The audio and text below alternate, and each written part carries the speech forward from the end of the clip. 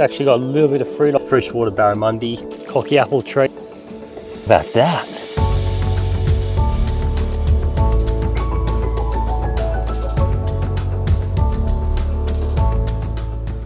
Bushman Mick here, just another day exploring Australia. Been doing this since 2018, learning about the land, learning about Bushtucker, catching fish, and living on my own terms. Stick around if you want to see what I get up to.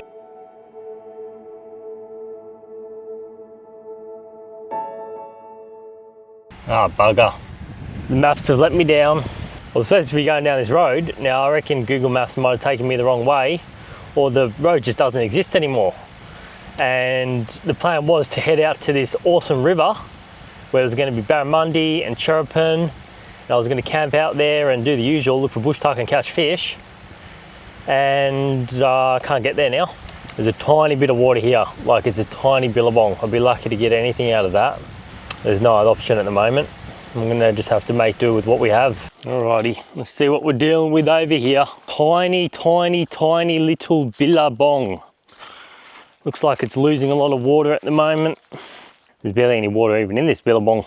It's no big river. It's not what I was planning on doing. But hey, sometimes the universe just throws situations at you and you just gotta deal with them. I can see fish in here. We've got tarpon, we've got garfish, we have archer fish, beautiful, I'll eat archer fish. There might be barramundi or two in here. I don't think they'll be big. End of the day, I've still got heaps of coconuts.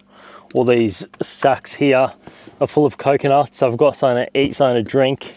I've got dry foods as well. I've got my rice, butter, run out of eggs. And I've got heaps of peanuts, native peanuts that I've picked right here. And honestly, I could probably pick 20 times that amount in a day easily if I really needed to keep me going. But I don't like running out of fish.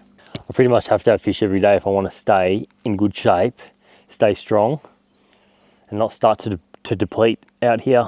There's archer fish right there, two of them. Mate, I'd be happy just with those two. They're good tucker. Yeah, we'll grab this bad boy instead. It'll be a lot easier to land a couple of archers than it would be to land a barra here.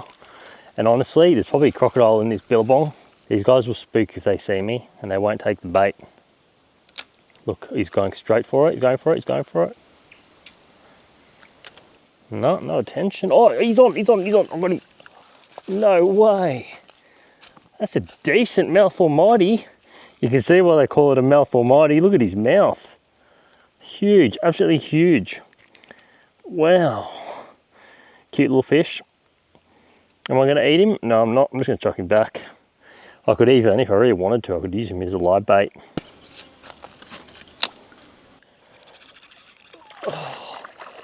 Oh. Yes, I've got him. I've got the looker. I've got the archer. I hope he's good, hooked up well.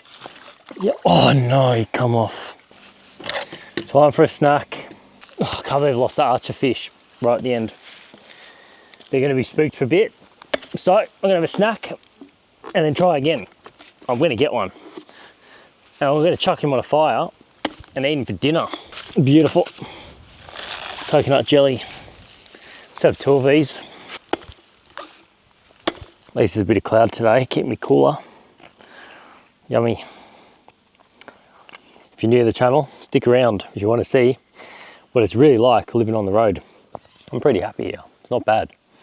I've got fresh water, I've got everything I need. Heaps of good bush around here. I might be able to find some bushtucker, who knows? It's everywhere around here. It's quiet, it's peaceful. No one around. Oh, this one's a bit older. This one would be better for making coconut bacon. Basically frying it up in the pan with a bit of salt. Check these out. These are my bush peanuts that I've been picking lately off the trees. They're native peanuts. What I do with them is, it's got a really thin skin on the outside. It comes off and then you're left with that kind of like grey skin. You don't eat all of that, but on the inside of that, crunch it open, on the inside, there's a peanut. Now spit out the hard bits. Or you can even just get a mallet, hit them, and the skin on the outside usually breaks. Then you can just grab the peanut from the inside and eat that. And we're going to do that soon. I'm going to get a whole lot of them, break them all open. It's going to take a while, but it'll be worth it. Then I'm going to take the insides and blend them. So I've just got like peanut meal. I'm going to add that with coconut. I'm going to go find some bush honey, sugar bag. We're going to mix it all together. I'm going to make protein balls. Yeah, I've got to tune into the bees. I've got to find the nest, I've got to listen. I've got to look at the right trees. I know which trees to look at. Got to find the hollows in the trees. Got to listen for the buzzing. They look like little flies, little black, tiny little black bees with no stingers on them.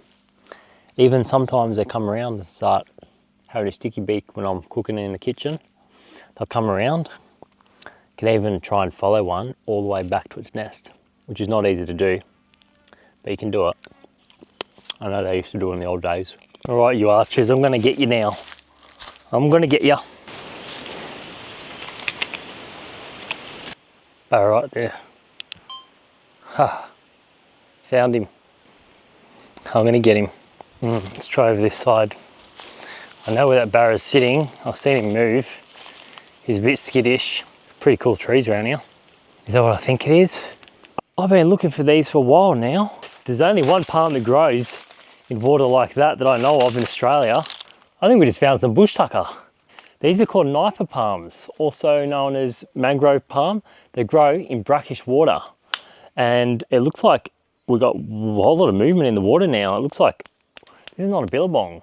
I'm not fishing from a billabong, I'm fishing from the very, very end of a creek system. This is tidal. These palms grow massive fruits with segments in them, similar to pandanus fruit, and you can actually pull out the segments and get to like a white, fleshy fruit on the inside, which is meant to be really good. I've been wanting to try these for so long, but they're hard to find. Don't know about fishing for now. We're gonna go get some Bushtucker. Pretty crazy looking palms. Oh, wow. Look how big these bases are.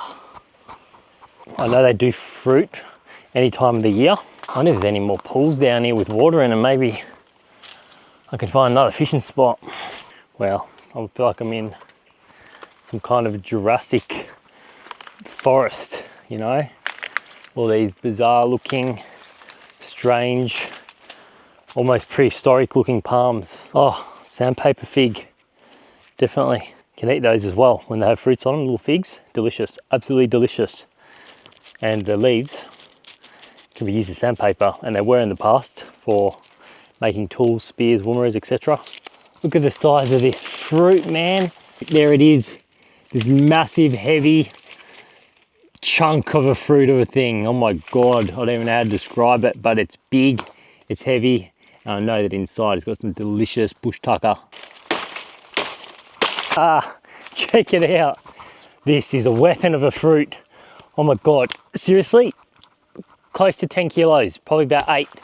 All right, now the fun part, extracting the fruit from inside these pods. Okay, I've never done this before. I have seen it done, and I reckon it won't be too hard. I'll just try and bash one of these segments off with the back of the silky.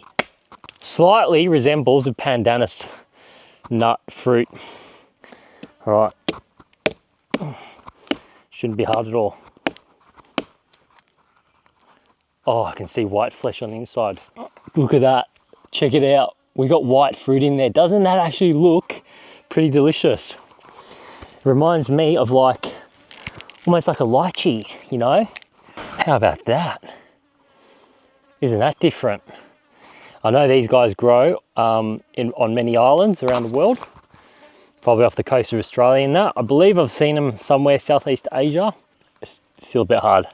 Yeah, not ready yet, Gary. It's got to still ripen. Let's take that with us. I'll quickly chuck a bait trap in, and then we'll go for a bit of an explore. Whoa, check out the spikes on this palm. That's deadly. Now this is called the northern cabbage palm, and it's edible. However, the only part that you can eat from it is the heart. The heart of the palm is the core growth on the top section, basically where the new growth comes out of. And the interesting thing about palm trees is, not only are all the palms in Australia edible, raw or cooked, but same goes with all the palms in the whole entire world.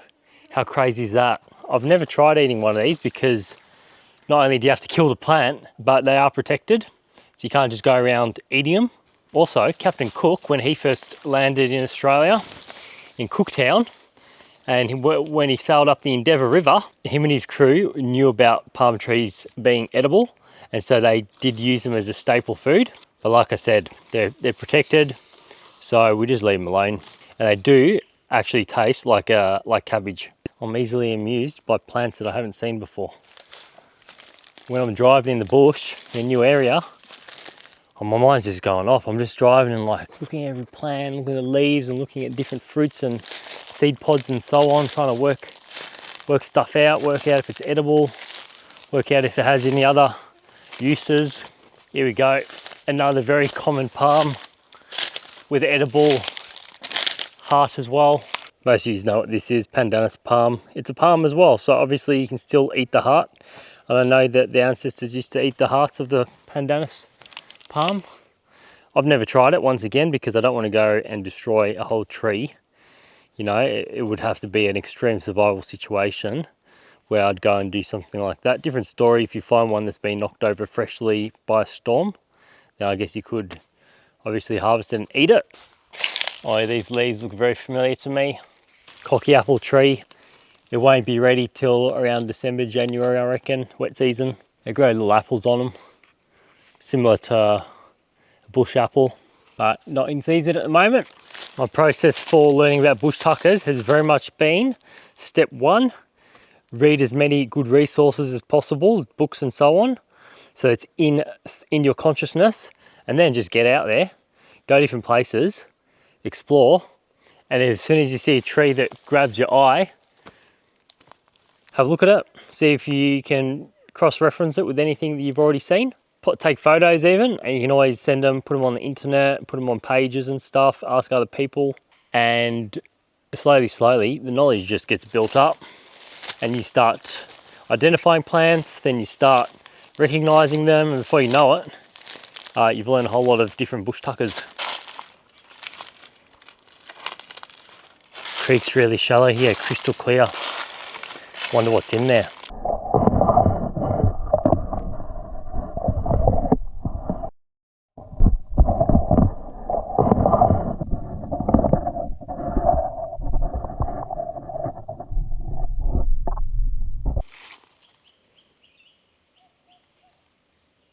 Quite a lot of mozzies around at the moment. I can hear them buzzing around my head.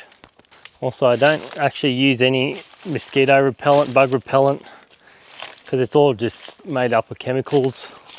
And my philosophy is I don't put chemicals on my body or in my mouth. I've decided just to go down a more natural path when it comes to insects and just build up a tolerance. And of course, mosquitoes still bloody annoy me and they still bite me.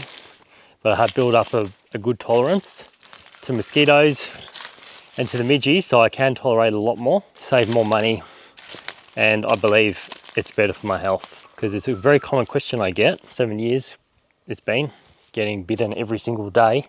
And I'm a fisherman, don't forget, so I'm in a lot of mangrove areas where there's a lot of mosquitoes, and I haven't had any Ross River, any dengue, any mosquito-borne diseases or viruses.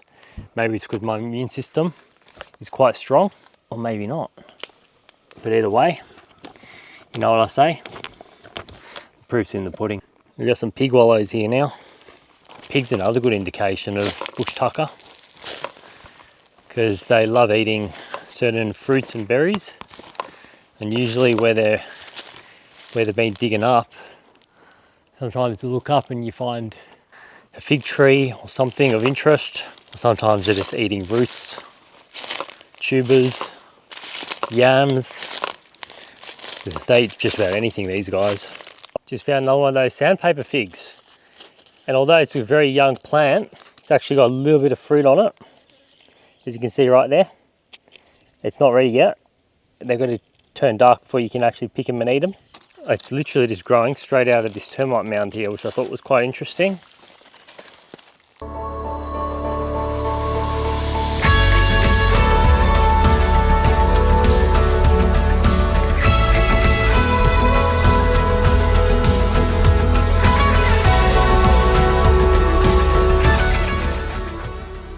Oh, I know what you're thinking. You gonna bloody catch a fish, Mick, or what? You're just gonna talk the whole time. Oh.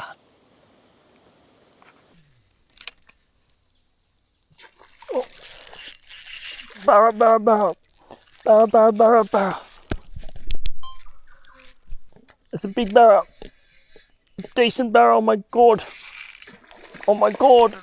Oh my god. On this tiny setup with 6 pound line, 10 pound leader. Wow. Oh yeah, Gary's done alright with the bait trap. Haha. Wait till you see what's in here, Gary. One live chirping going out. That's killer bait for Barramundi. I'm gonna get him. It's gone under. I got it, I got it. I got it, I got him.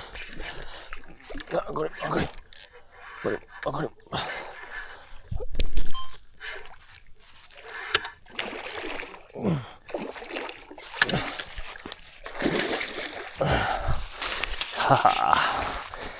Nice Barramundi.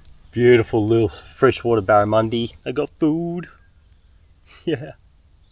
Beautiful Barramundi. Oh.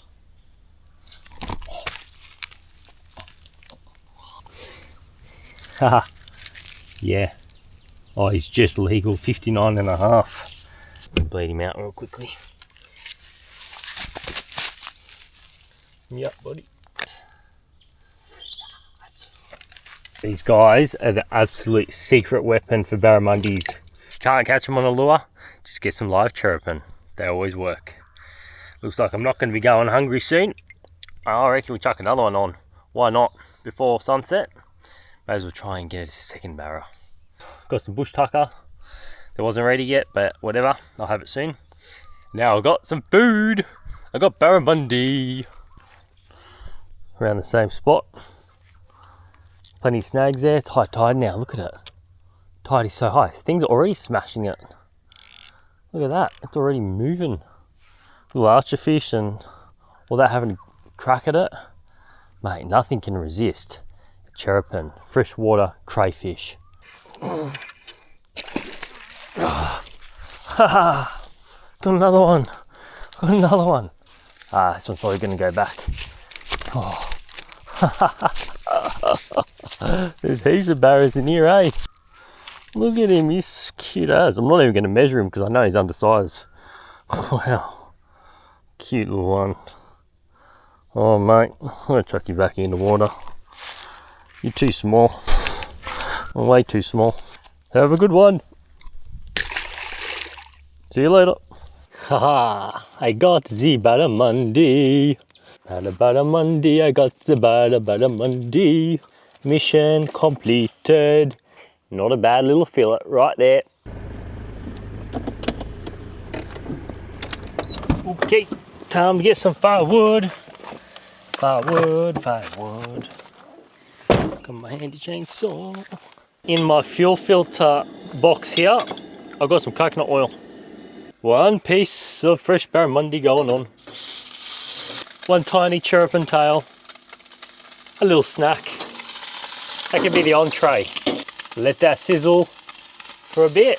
I'll chuck some rice on as well. Not a bad view. Try and get most of my stuff done before sunset. That way if it's, you know, if there's a bit of a influx of mosquitoes, I don't get them all inside my van and then get bitten while I'm sleeping all night long. There's always mosquitoes in my van constantly, but listen, 5 mosquitoes I can handle, that's no problem. It's just when it gets to 50 or so, it can be a bit hard to sleep with them buzzing around your head and all that. As you can see, I've got a fly screen right there. Keeps out the mozzies, doesn't keep out the midges though. So if there's mangroves around, I'll try and camp away from mangroves. Or if there's a lot of wind, no problem. they won't be able to get in. Once a jolly swag man can buy a billabong. Beautiful. Not bad. Almost ready for dinner. Fire, sunset. In this beautiful spot. I haven't moved far, I've only moved about 40 metres. Just want a little bit more scenery, you know, something nice to look at. Nice, scary. Oh yeah. I love fire. Love looking at it. I love staring, I love feeling the fire. And most of all, of course, most of all, I love spinning fire. Dinner is served. Bushmanmick styles. Very natural, very cheap, very fresh.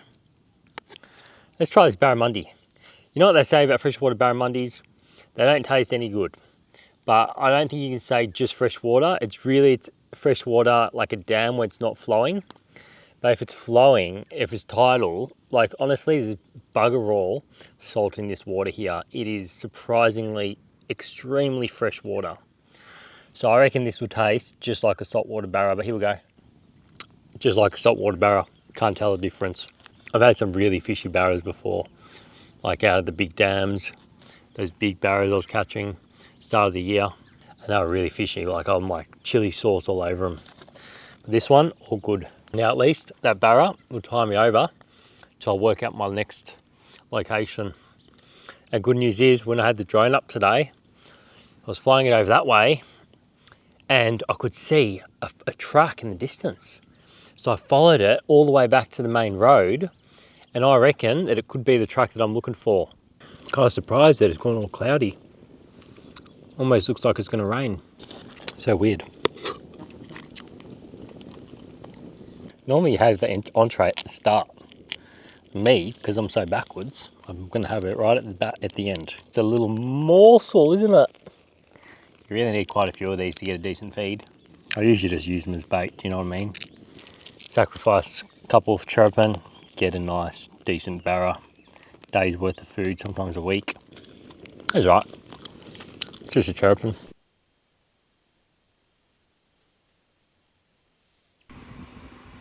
It's not over yet. Got my head torch and grab a spotlight and let's go exploring. Everything comes alive at night time.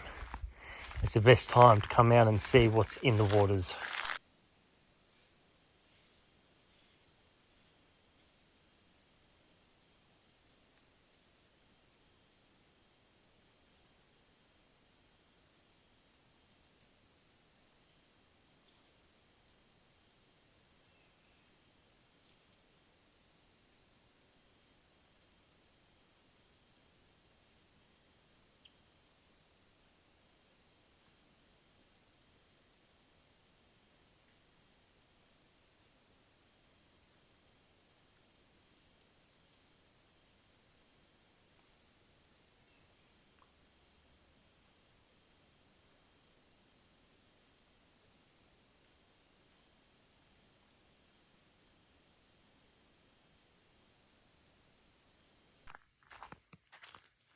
There's a green tree frog having a nap on my windshield.